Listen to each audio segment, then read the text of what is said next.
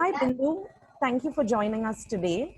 My name is Beverly, and I am a volunteer with One Future Collective's COVID-19 mental health rehabilitation project. So we're very happy to have you with us today, Bindu.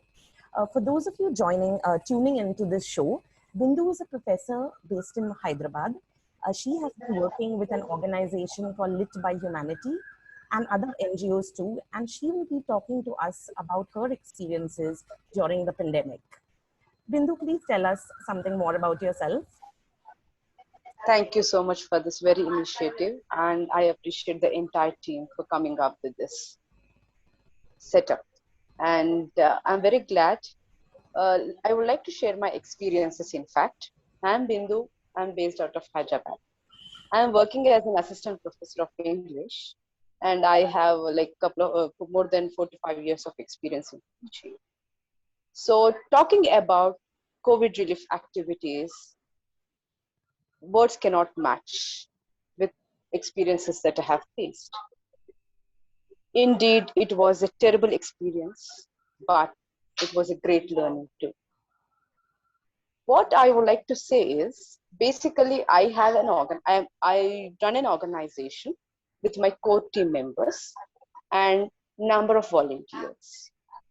But that wasn't sufficient for COVID at all. I'm also associated with number of NGOs such as We Can Make a Change and Women Commission Matters.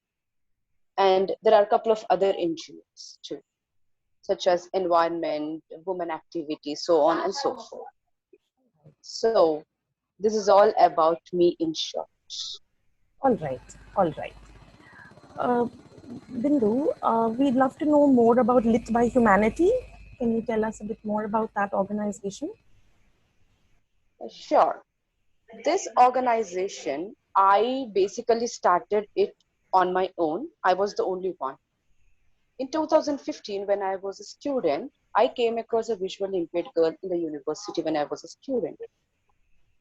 She has come to me, and that was the very first time when I encountered a visually impaired person from close. And that has really touched me. I started interacting with her and to find out how her journey was so far. And she gave me a book and asked me to teach. I was surprised. How come a visually impaired student studies?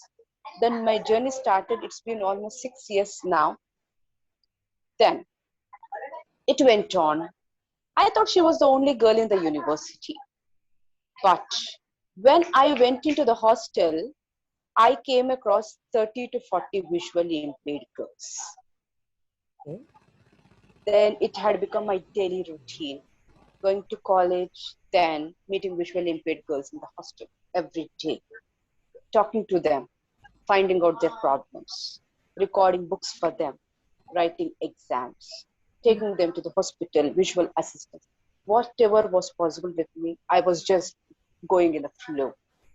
From 2000, my mother helped me, in fact, to record the books in other languages. Oh, I took help of my couple of neighbors. okay. And until 2019, the journey just went on. I was the only one dealing with visually impaired girls. All right. Then in 2019, when I became part of another NGO, there I came across a person called Mr. Gupta. His name is Naresh Gupta. I have been seeing him that he was posting requirements, scribe requirements for visually impaired. Then I joined my hands with him. I approached him personally, asking him where he's based out of and how come he's working for visually impaired. Then he has vast experience in social service. He has served almost every part of India. Okay. Then both of us started. There's another girl, she's a civil aspirant. She joined us. Then the three of us, we couldn't stop ourselves there. All right. It just went on as a voluntary organization for a couple of months. But in the year 2020, lockdown, first lockdown, it was a blessing in disguise for our NGO. We got requests to record more number of books. Then we started finding out the volunteers.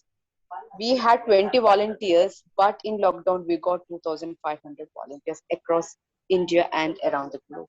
Oh, that's amazing. Wonderful. There, there were a couple of bitter experiences. Some of them they did not trust us.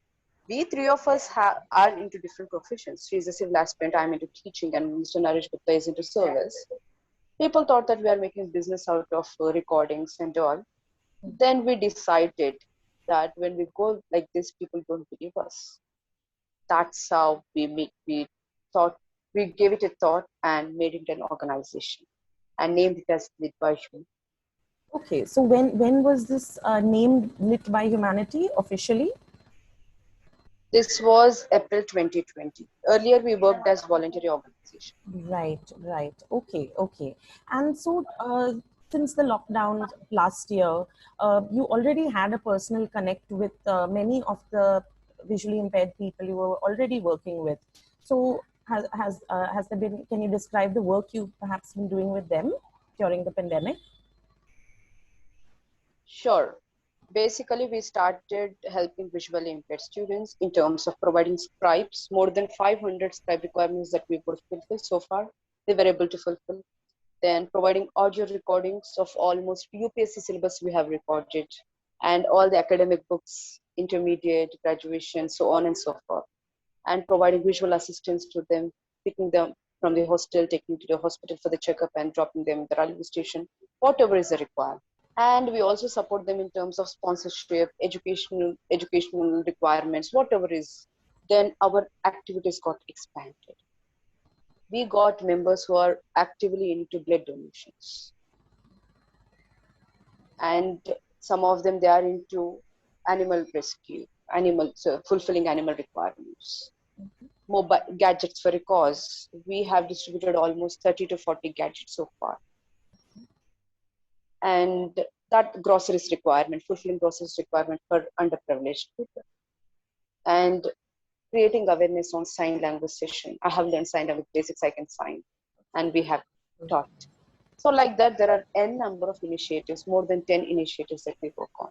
Right. And the distribution of gadgets must have really helped, with everything going online since last year. And so many people just don't have the access to, education anymore. So that must have really helped. Maybe, distribution of laptops or phones or something to assist them to, continue their education. That's true. I must really be thankful to the sponsor. We did not even met even at least once. He has just seen our work for 1 or 2 months, believed us, and took my address and sent 5 new laptops and 17 new mobile phones directly to my doorstep. Wonderful. And we were able to dispatch all the gadgets around India and different parts of the country. That is great. That is great. All right. So, if you could put this in words, what has the past year been like for you? Uh, Basically, what I can say is, at least we were helpful for the needy in terms of groceries, providing gadgets, and fulfilling the COVID requirements and all. And from last year to this year, there is a lot of change. There is a drastic change, I can say. Things have changed over and beyond. Can you describe why you feel this way? Besides, of course, the situation has improved to an extent, but in your words, how would you describe that, things have changed? There's access to a lot more for people. Can you describe that in your words? Yes, definitely. Everything had become online. I can give a couple of instances wherein we have given opportunity for visually impaired students to conduct online programs. And the platform was all theirs. One person would do hosting, the other person would coordinate. Visually impaired students and like coordinating with other disability, n number of programs we have conducted. Independence Day, national festivals, birthday celebrations, in fact, it could be. Talent hunt, it was like a talent hunt. And we were able to conduct online programs as well, online classes for UPSC. And for groceries requirement also, it was not an easy job, I can say. Earlier, we were able to visit the house and inquire whether there was a real need or not. But now, no physical movement, everything had become online. We have spent days and time, time in day in, day out, night in, night out for this. There were days I can't even I can't even describe where our team, we used to sleep at 4 a.m. in the morning working for the requirements. We were so occupied in this service, we were fully drenched. We did not even get time for our basic needs. But that was fulfilling experience, I think so. Satisfactory experience. Sure. All right. So, did it help that you already had a connect with, these the visually impaired students? Maybe you had already connected with them before the pandemic, right? So, were they the only ones you were working with, or did you all work with maybe other schools, some new schools that you all teamed up with? All right. If I want to throw light on this, earlier I used to know only girls, visually impaired girls, before pandemic. Okay. But slowly, eventually, what happened was when the organization got expanded, we got connected with almost visually impaired students across different states. We get requirements from Bangalore, Pune, Delhi, Mumbai, Hyderabad, AP, asking us to fulfill certain requirements for them. Our goal or vision of the organization is to reach out all the visually impaired students across the country and fulfill all the requirements to the extent possible. Wonderful. All right. So there must be some heartwarming moments that you can remember. Would you like to share any with our viewers? Yes, there are so many touching moments, in fact, but with visually impaired students, nothing can match the way they share their love, experiences, and though they cannot see the world, but they are no lesser to the normal person, sighted people. Right. They try to give surprises to us. They do things which a sighted person cannot do. Mm-hmm. And what I want to say is personally, never ill treat a visually impaired person or a person with disability. They can do anything and everything. Sky is the limit. Everything lies in the mindset, I say, nothing to do with body, physical body.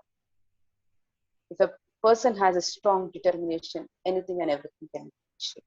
I have learned this from visually impaired students. And heartwarming the moments wherein I would like to share a couple of experiences. I saw a visually impaired girl who is completely, like she cannot see, and she is also physically challenged, multiple disease. She was unable to even get up on her own if she sits down. Once what happened, I was teaching them, making them sit around me, 10 to 15 girls. It took time for everyone to come from the hostel, sit at a place, gather, make the arrangements and all. Unexpectedly, there was a sudden downpour. It started raining. Then, visually impaired students, girl, they got up, most of them. But a girl who cannot get up and who cannot see, she was struggling so hard to get up and stand on her own. Other girls, those who cannot see, other visually impaired girls, were helping this girl to get up. Mm. They were trying to hold her and make her stand. I could not control my tears. It was a heart-touching moment for me. And I still remember a few girls were singing songs and enjoying the rain. Still, those songs echo in my ear. It's beautiful. Like that, I have so many experiences, so many beautiful experiences. And there was a visually impaired girl. We have spent more than 2 years at university. I was a day scholar and she is a hosteler. And when she was about to leave the hostel, I cannot travel to her place and drop her. I used to try all the time.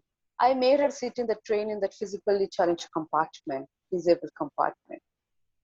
She started bursting into tears that she does not want to leave me or depart just like that. She started crying so much there. I couldn't come back. I just waited there for some time, and it was heart-touching moment. Thank you for sharing that with us. So, would you be able to share with us what a day in your life is like, if you are able to sum it up? My only motto is we should be helpful for people who are in need. I believe my eyes should be useful for the needy, those who cannot see the world. My hands should be helpful for the people who cannot work on them. My knowledge should be useful. It is not that service, it cannot be equated with anything. Even money cannot, we cannot buy it with money. When I'm not useful for people, those who are in need, there is no meaning for my existence. If I don't help anyone in a single day, in a day, I feel so disappointed that no one has approached me today. And so many requirements would be lined up. I keep receiving calls all the time and messages. When I don't check my mobile for hours together, there would be thousands of messages. Volunteers, sponsors, visually impaired students. So last night I received a call from a visually impaired girl. She was trying to say something. I couldn't hear, and somehow I tried to communicate. I keep telling them, if you cannot hear me, drop a voice note. That's how we communicate. And all of a sudden, when I started listening to the voice note, she was wishing me, thinking that it was my birthday. But it wasn't. I asked her, how come you have wished me? Then she said, I saw in my friend's status that she has posted a status stating that happy birthday, Bindu. I thought it's you, ma'am. I thought it's you. And I said, sorry, my dear, it was not my birthday, but thank you so much. I appreciate your efforts that you have took time, reached me out to wish me. Yeah, So certain things happen. how lovely. But that's such a lovely community of people, everyone, caring for each other. And you're doing amazing work, Bindu. I would like to know, as you devote your time and energy to others, what are the little things that you do to manage self care in the middle of it all? Mm, Everything is about balance. If we have passion for anything, we need to take time. Never complain that time I'm busy or I do not have time. 24 hours is common for everyone. Anyone, it is very common. How we are balancing. Though time is dedicated for visually impaired or in the process of service, but time has to be taken even for my profession, my personal care, and I extend my time if it is not sufficiently at nights. I get up in the morning, do some yoga, uh, involving in the requirements, talking to this. And I also take classes for my college students. It is my full-time profession. So keeping myself busy, doing things, staying positive. It is, I cannot say it is like a rose petal road. It's challenge. Handling everything isn't easy at all, but it's not impossible, I would say. It is not at all impossible. We can do anything. Thank you. All right. And if I may ask, there might have been some instances where you couldn't meet the needs of people, who are asking for help. If so, how have you been dealing with that? And if you would like to share any instance, you can do that. Sure, definitely. It's a wonderful question, in fact. Comparing to the last year lockdown and this lockdown, second wave, it was the worst impact. It was an adverse effect, I could say. We have almost more than 1,000 volunteers in different WhatsApp groups. We are working through online as of now, dealing everything. Now everything has become online. WhatsApp, it has really played a crucial role. I cannot imagine running an organization without social network. I feel that is the only way to connect volunteers around the world. We have volunteers joining us from Canada, Australia, USA, and more than 10 countries. So in the second wave, for more than 2 to 3 months, requirements were pouring in, multiple requirements. If I would like to name a few, and the common requirements were seeking help for oxygen beds, ICU ventilators, oxygen cylinders, remdesivir injections, different sort of tablets, and food, seeking for doctor's consultation. Requirements were pouring in, and I cannot say you, so many of our volunteers, they have dedicated their time, leaving their work behind, though they used to manage day in and day out, but it wasn't easy. Most of them, they were trying to pass the information, and I had set up a verification team. Initially, what happened, whatever information we were trying to post, some of them, they were saying that the information was not authentic. Mm-hmm. Then I came up with an idea of setting up a verification team. Whatever information we have received in, posted to the verification team. After thorough verification, it was sent to the volunteers or the patients. And there were a few moments where I could say a visually impaired boy, his family got affected with COVID. He himself, his father, mother, and his brother. And what happened was, they were father got admitted in a hospital, and he was he was an electrician. Father was an electrician.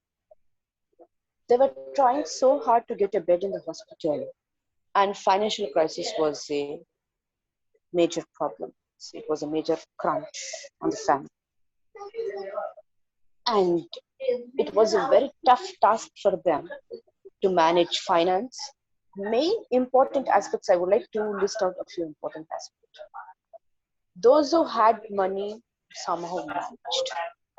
Those who did not have money, seeking bed was one constraint. And the other constraint was managing or bearing medical expenses of the hospital. They need to get separate oxygen cylinders and to get remdesivir injection.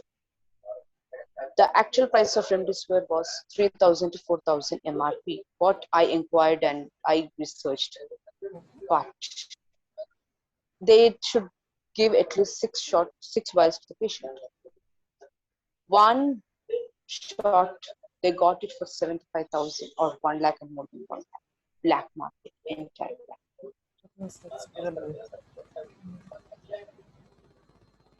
Oxygen cylinders, black market. For injections, medication, everything was into black. I ordered medicines for myself. When I give this example, then I got fake medicines. Luckily, we could found and I reported to the owner. Imagine people, those are illiterate and believe the medical shops and they consume medicines. Okay. Worst sin. Those struggling so hard, that visually impaired boy and his brother, to save the life of his father, trying to manage. I was in regular touch with them, Rahul and Rohit, both the brothers. I told them, do not worry, they are from different districts in Andhra Pradesh. They came to Hyderabad. Do not worry, if you require any help, you can reach out to us anytime. We are there to provide groceries or any help in return. Then, injections, cylinders, some of they tried to pull the money, do everything, but they couldn't save their father. They lost him. I felt so sorry that they couldn't do it. Though trying so hard to do something, beds were not available. Hospitals were not taking the patient. And there was another incident I still remember. There was a patient and her saturation was falling rapidly. It was coming down. And the patient was held on the port and they could not get the bed. From 10 p.m. until 4 a.m., all our volunteers and my core team members and I was trying to get the bed. I have other contacts with other NGOs as well. I was part of Jagriti Digital Yatra. I got a network wherein I can connect. I always love to have networks so that I can get huge number of volunteers or make friends. I was posting the requirements, trying so hard. Finally, at 4 a.m., the patient got the bed. She was there in ambulance only. So many such things happened. I can't even say how many. Though trying so hard, the very next moment we used to hear the news that the patient is in the. And the COVID has left so many children off. Parents got affected with COVID and children are left off. Parents passed away. There was no one to take care of child trafficking place. They were selling children, child trafficking, whatnot. People have forgotten that they are human beings, basically. They have gone to even the worst extent of making harm and taking advantage of this time. On one hand, the whole world was crying to save their lives Right. and to bear with financial. On the other side, some people they were involved in Right. worst. They were taking advantage of the situation. I mean, the pandemic has really left nobody untouched. And that it's so devastating. It's been so devastating. Thanks to the volunteer efforts like that your organization has been, engaged with. Thanks to that, people have access, to healthcare and the medicines they require. So finally, Bindu, is there any message you'd like to share with all those who are tuning in? Sure. So what I would like to say is I want to thank each and every volunteer who has helped us on the very first place. First, Lead by Humanity, my organization, and also volunteers of We Can Make a Change. Then, Women Commission Matters, Jagriti Digital Yatra, Telugu Change Makers, and also Hyderabad support team, and all the supporting groups of India who stood first and tried so hard to save their lives. And it's a life turning experience, I can say. Very powerful lessons for the future generations to come.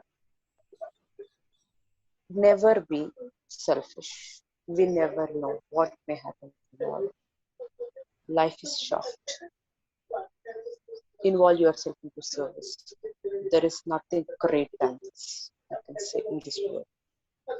Putting yourself in someone's shoes, then you would understand life in a better way. So many of them they speak, but actions speak louder than words. It is not that we are doing this. If you know what you are doing, if you are helping at least one person in a day or throughout your life, we may not change the world, but we may change the world of that person, that single person. Try to teach them. If you cannot help in monetary terms, that's absolutely fine. There are so many ways and means to help others. Go to orphanage, old age home, talk to them. Try to help orphans. Buy a fruit. It does not cost much. Just a fruit. Quench the thirst. Fulfill their hunger. There is no worse thing in the world where people die of hunger. Do not give money directly. I never encourage that.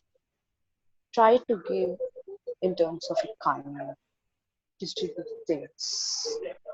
And I always prefer groceries or hunger is a top priority. And be helpful for others always without any expectation. Do your bit, forget the rest. Thank you so much. Thank you, Bindu, for this very powerful message. Thank you so much for the work you have been doing with your organization and the various organizations you work with. And thanks for taking the time out to share your experiences with us. Thanks a lot for coming up with this. I appreciate your entire team. All right. Okay, you'd like to tell us something more about the doctor's consultation? You were saying something? Yes. as so many hospitals were busy, like the doctors weren't available. We like I thought of an idea wherein why can't we provide free doctors consultation over online? People, those who cannot go, elderly persons, and for all of them, it was open. Then, in my circle with my personal contacts, I got in touch with a pulmonologist. So when I spoke to him, I said that I work for he's one of my relatives. Then he said that he would definitely help us. Then I have to specially mention about him and special thanks to him. Thanks would not be sufficient for the help that he had done to us. And what happened was I circulated the post in almost all the WhatsApp groups that I have, stating that there will be free consultation from a pulmonologist. Anytime you can reach me out. And sometimes I used to get calls even at 1 a.m. or 4 a.m. in the early hours, seeking for emergency. And I have to truly appreciate the doctor. Whenever he was just a message out. Though he was busy with COVID patients in the COVID wards with emergency, all the time away. We have done almost some 5 to 6 teleconsultations over call. And I would like to really thank Dr. Santosh for this. That is so kind. And there are a couple of so kind of. So kind, because they're so pressured right now, the healthcare community. Definitely burnt out. It's really sad. And they're still giving and giving and giving, as is with the relief volunteers as well. It wasn't easy. They could taking care of the hospital patients there, teleconsultations. Wearing the PP kits, I asked his experience. Wearing PP kit, it wasn't simple job. Right, right. So I salute to all the doctors, frontline workers, and healthcare systems who are rigorously working, tried to save so many lives. Thank you for sharing that story and about this doctor as well. All right. Is there anything else you'd like to share with us? Yes, whatever information we got as an art of living, I would also appreciate art of living. Okay. Come up with meditation classes. Okay. And also mental health was a major concern. Absolutely. All right. Would you like to speak more about that? Yes. I would like to extend my thanks to the people who have come up with initiative of mental health because that is also a major concern. Conducting free workshops around yoga, meditation, and programs as in for well-being, health. Most of our volunteers and myself, we started circulating the information. The information that we have shared has really helped with it. All right. And you said you also practice yoga as well. That is your, Yes, I perhaps your time, just your me time. That's nice. yes. Okay. Self-care is important. If I am not well, I cannot help others. That's right. That's right. I'm glad you taking the time for yourself as well. Good to know. Okay. All right, Bindu. Thank you so much for joining us. We'll sign off now. Thank you for taking the time out to share your experiences. All right. You have a good Thank evening ahead then. Take care. Thank you. I feel it's my privilege. Thank you.